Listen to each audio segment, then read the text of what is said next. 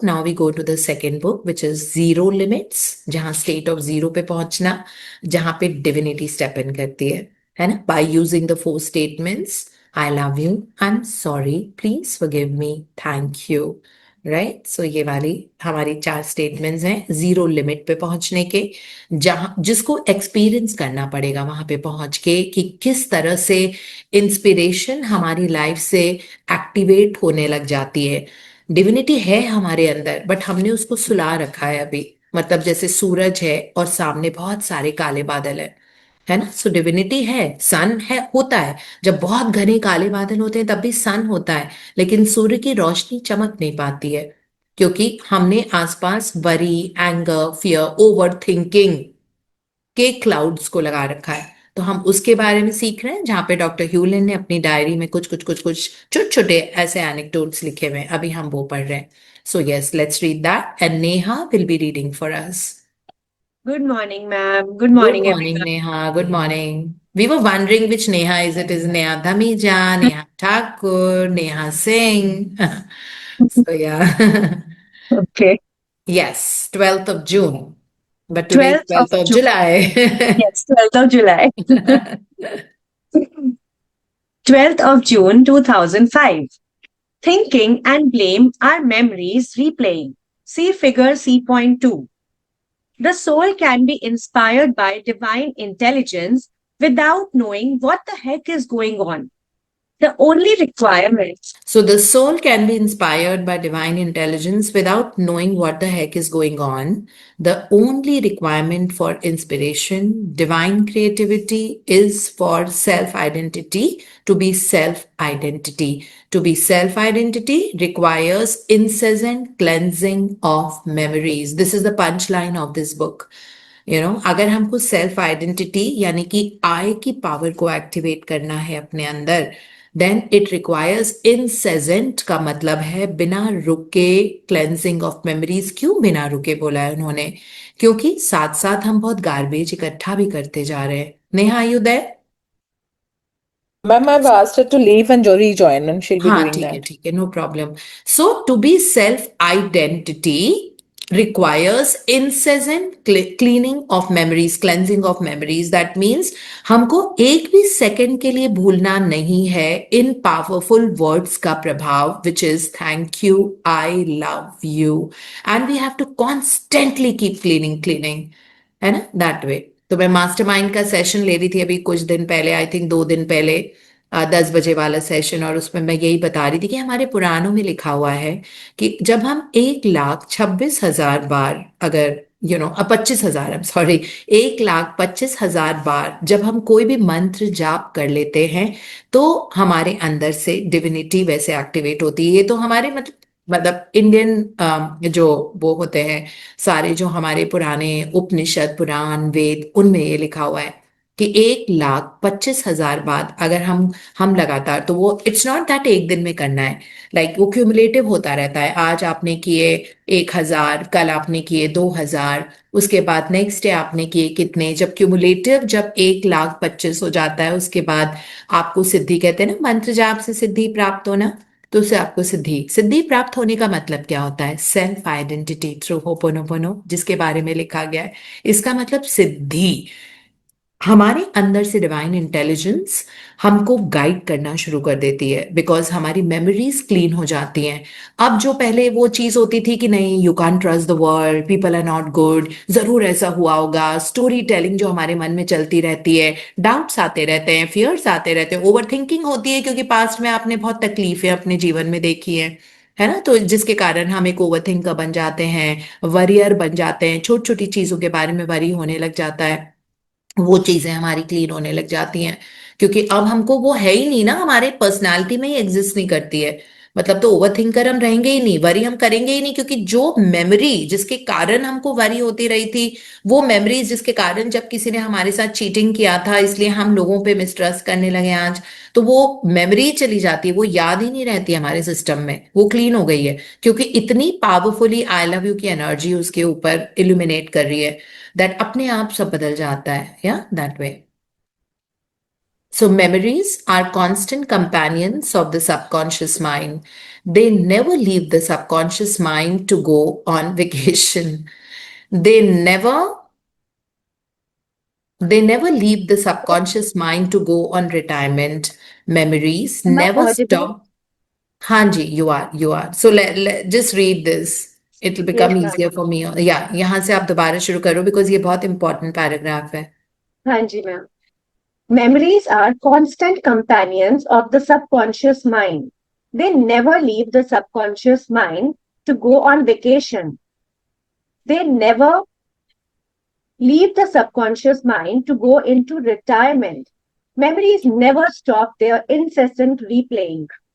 So memories will never stop. अगर आप clean नहीं करोगे, अगर आप ग्रैटिट्यूड में नहीं हो, अगर आप बैठ के थैंक यू नहीं लिख सकते हैं, हम अगर पूरे टाइम थैंक यू के जोन में नहीं रहेंगे तो हम उस हिसाब से गार्बेज कलेक्ट करते रहेंगे, क्योंकि दुनिया में कुछ ना कुछ होता रहेगा. There be someone doing something जो आपको पसंद नहीं आया, है ना. हो सकता है आपका स्टाफ लेट आना शुरू हो जाएगा, टाइम से ब्रेकफास्ट नहीं सर्व करेंगे. कुछ ना कुछ ऐसी चीजें हम सबके जीवन में होती रहती है जो हमको बहुत ज्यादा बॉदर करती हैं. कभी कभी वो बहुत नेग्लिजिबल चीज होती है बट हमको बहुत ज्यादा परेशान करती है ना. किसी ने हमको विश नहीं किया, सड़क पे देखा और हम कुक अप कर लेते हैं एक स्टोरी दैट उसने हमको देख के भी अनजाना कर दिया, हमको हाय नहीं बोला, जरूर ऐसा उस दिन ऐसा हुआ होगा, ऐसा हुआ होगा. तो इस तरह से उन मेमोरीज को लगातार क्लीन करते रहना जरूरी है. एंड धीरे धीरे कोई भी चीज, जो मैंने अभी आपको पिछले चैप्टर में बताया था जब हम मैजिकल टू डू लिस्ट कर रहे थे, कि नई आदतें डालना बहुत जरूरी है जो हमको ग्रोथ, प्रोग्रेस और विक्ट्री की तरफ लेके जाएंगी. और ये हमारे हाथ में होता है जब हम डेलिबरेटली चूज कर रहे हैं कि हम अपने आप को लगातार क्लीन करते रहेंगे, है ना. सो ये जो वर्ड्स होते हैं, I am sorry, please forgive me, thank you, I love you, इसमें से कोई भी दो वर्ड आप उठा लो. Please forgive me, I love you उठा लो.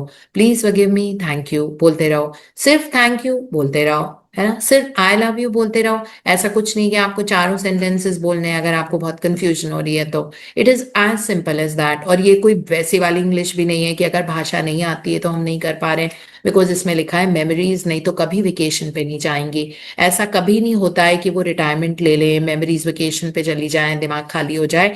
वो प्ले करते ही रहेंगी, रिप्ले रिप्ले रिप्ले, और धीरे धीरे और ज्यादा सीमेंट होती जाती हैं.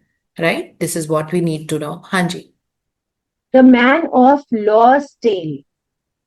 O sudden grief that ever art near neighbor, to worldly bliss, sprinkled with bitterness, that ends of joy in all our earthly labor. Grief occupies the goal to which we press. For your own safety, think it is no less. And in your days of gladness, bear in mind the unknown evil forging on behind. Geoffrey Chaucer, Canterbury Tales. या otherwise life ऐसी होती है जिन्होंने लिखा है, there will be grief, there will be in like sudden grief. फिर worldly bliss होता है बट उसमें स्प्रिंकल्स आते रहते हैं बिटरनेस के. जॉय, हैप्पीनेस का एंड होता है, चाहे हम कितनी भी अर्थली लेबर का मतलब होता है जितनी भी डिवाइन तो इंस्पिरेशन होती है. अगर अर्थ पे इंसानी रूप में रह रहे हैं तो वो अर्थली लेबर है, हम लेबर करते रहेंगे लेबोरियसली किसी भी टास्क के लिए, है ना. बट डिवाइन इंटेलिजेंस उसका ऑपोजिट होता है, जो हमारे अंदर होती है, जो हम क्रिएट कर सकते हैं. ग्रीफ ऑक्यूपाइज, मतलब ग्रीफ, जो भी आपको पता है ग्रीफ का मतलब क्या होता है, बहुत ज्यादा दुख अंदर से. That occupies the major dominant part of us, right. तो ये सारी चीजें हमारे साथ चलती रहेंगी. And in your days of gladness bear in mind the unknown evil forging on behind. तो चाहे खुशी है लेकिन हमको पता रहता है खुशी के बाद ना हमेशा दुख आता है. खुशी के बाद बहुत हंसोगे तो बहुत रोना. ऐसे ही तो हम ब्रॉटअप हुए, है ना. हमारा पूरा जीवन ऐसे ही रहा है जहाँ पे हमने बिलीव ही नहीं किया है कि लाइफ एक ब्लिस हो सकती है. तो इसीलिए बताए कि हो सकती है, वो सब मेमोरीज प्लेइंग होती है. हाँ जी. To be done with memories once and for all, they must be cleansed to nothing once and for all. It was in Iowa in 1971 that I fell head over heels in love for the second time. Dear M, our daughter was born.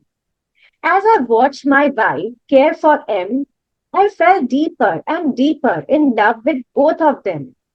I had two wonderful people to love now. After completing graduate school in Utah that summer, my wife and I had a choice to make, to go home to Hawaii or to continue graduate training in Iowa. As we began life in the Hawkeye State, Two hurdles immediately confronted us.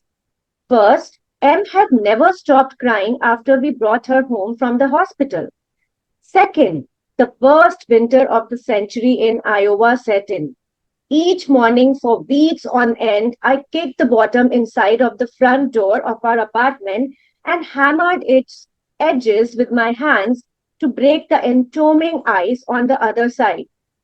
Around her first year, blood stains showed up on M's blankets.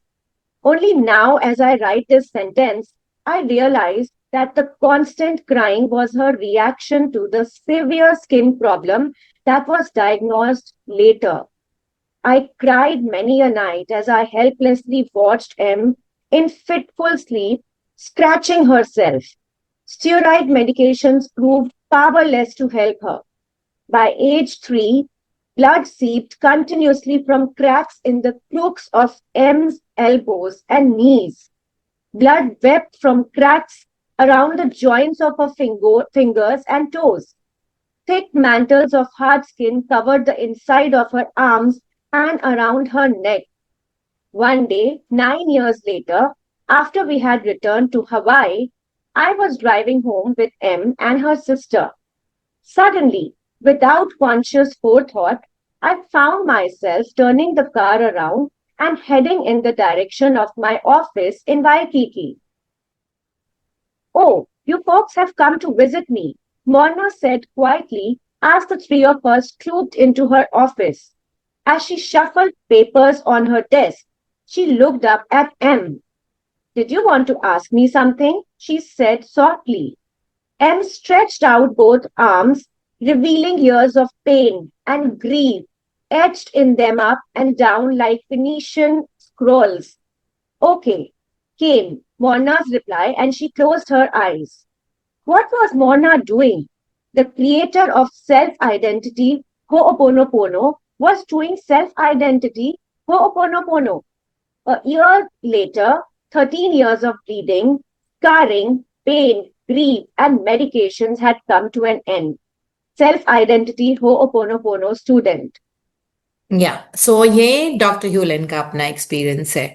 वो Iowa में थे, America में उन्होंने अपनी पढ़ाई की, अपनी schooling की, वहां पे उनको प्यार हुआ एक लड़की से और फिर उन्होंने उससे शादी की, उनकी एक छोटी सी बिटिया हुई। लेकिन जब से वो उस बेबी को घर लेके आए, बेबी ने रोना बंद नहीं किया और वो रोती रही तो इनको पता नहीं लगा क्योंकि बच्चा बोल नहीं पाता है। तो धीरे धीरे जैसे जैसे वो 3 साल की हुई तो उनको पता लगा कि अच्छा वो इसलिए रोती थी बिकॉज ब्लड स्टेन्स होते थे ब्लैंकेट पे और बेड पे। तो उनको लगा कि ये सब पता नहीं क्या हो रहा है, तो उन्होंने ऑब्वियसली अपनी तरफ से उसका बेस्ट ट्रीटमेंट कराया, डॉक्टर के पास लेके गए। डॉक्टर हमेशा ऐसे जो ऑटो इम्यून डिसऑर्डर्स होते हैं उसमें स्टेरॉइड्स दिए जाते हैं, आपको मालूम है, तो उनको स्टेरॉइड, बहुत शार्प स्टेरॉइड्स दिए गए थे, but she was not healing, है ना। और उनकी स्किन हार्ड होती गई और over a period of time, और स्क्रैचिंग बढ़ती गई। फाइनली इन लोगों ने सोचा, बिकॉज वो तो ओरिजिनली हवाई को बिलोंग करते थे डॉक्टर ह्यूलेन, तो वो अपने परिवार को लेके, तब तक उनकी एक और बेटी हो गई थी और उनको लेके दे मूव टू हवाई। और वहां पे जब हवाई आने के बाद जब 9 इयर्स की वो हो गई थी तो उन्होंने सोचा कि एक बार मोरना से जाके मिल लेते हैं और एक बार दिखा देते हैं कि क्या हो रहा है, because he always had his mentor is Morna. और उस वक्त मोरना सिर्फ फिजिकली ट्रीटमेंट करते थे।